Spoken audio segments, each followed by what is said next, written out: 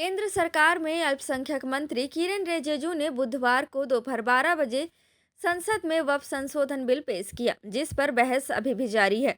इस पर 8 घंटे की बहस होनी है। ऐसे में उम्मीद जताई जा रही है कि सरकार इसे आज ही वापस करवा लेगी। वक्फ संशोधन बिल को लेकर जहां विपक्ष और कुछ मुस्लिम संगठन इसका विरोध कर रहे हैं, तो कुछ मुस्लिम इसके समर्थन पर सड़कों पर उतर आए हैं।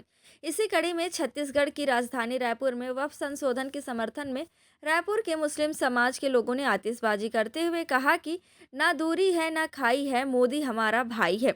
वक्फ बिल का कई मुस्लिम संगठन समर्थन भी कर रहे हैं। इस संगठन का कहना है कि वक्फ बोर्ड ने आज तक मुसलमानों की तरक्की में क्या योगदान दिया है।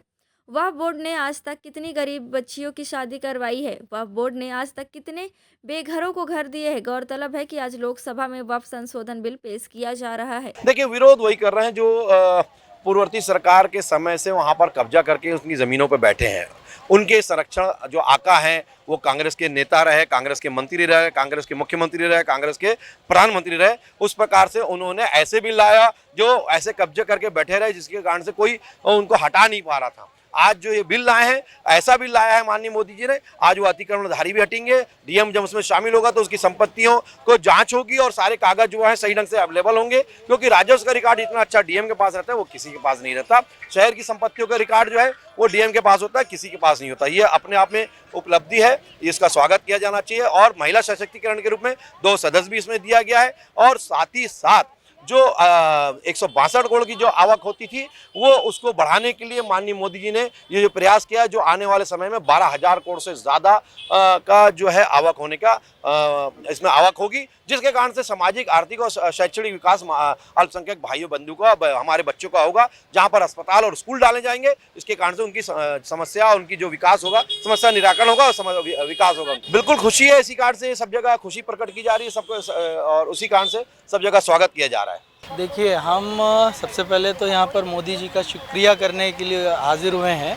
और दूसरी जो 2-3 चीज़ है, जो बात आपने रखा था कि कुछ लोग इसका विरोध कर रहे हैं, तो कुछ लोगों का काम तो सिर्फ विरोध करना ही है।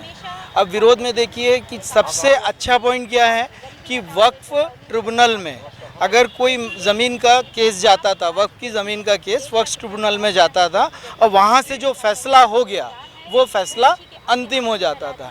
पर जब अभी ये विधेयक पारित कर रहे हैं तो इसमें ये दिया जा रहा है कि अब आप आगे भी अपील कर सकते हैं, हाई कोर्ट जा सकते हैं, सुप्रीम कोर्ट जा सकते हैं, तो कहीं कोई असंतुष्टि की भावना ना रहे, इसलिए। और दूसरी चीज़ ये है कि भाई यहाँ गंगा जमनी तहजीब के हिसाब से अगर 2 सदस्य को वक्फ बोर्ड में आने की अनुमति दी जा रही है जो मुस्लिम नहीं है, तो उसका भी हम स्वागत करते हैं कि भाई वहाँ पर जो भी बैठ के कार्य करेगा नियम के अनुसार करेगा। और अगर कोई चीज़ अव्यवस्थित और गलत दिखती है तो निश्चित रूप से उस पर सब मिल कर के प्रकाश डालेंगे और काम होगा। आज जो स्थिति, हम छत्तीसगढ़ की बात करें तो आज जो स्थिति यहाँ पर है, 10,000 एकड़ ज़मीन यहाँ पर है वक्फ बोर्ड के पास में, और जिससे आवक जो है अभी आज 50 लाख भी नहीं है।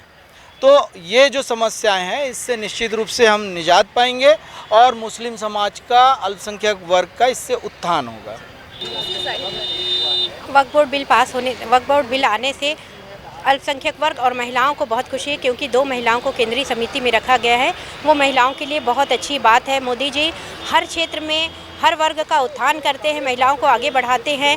जब 3 तलाक का मामला आया था तो यही कांग्रेसी मानसिकता के लोगों ने बहुत विरोध किया था, लेकिन 3 तलाक बिल पारित होने से महिलाएं अपने अधिकार को समझ रही हैं और जो उन लोगों पर अत्याचार होता था वो अत्याचार कम हो गया है। और इसी वजह से आज मुस्लिम महिलाएं मोदी जी के साथ जुड़ रही हैं।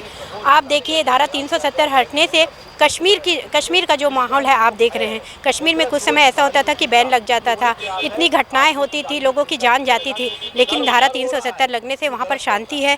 राम मंदिर बनने से भी किसी भी मुस्लिम को कोई परेशानी नहीं हुई। परेशानी हुई तो सिर्फ इन लोगों को हुई जो सिर्फ और सिर्फ मोदी जी का विरोध करते थे।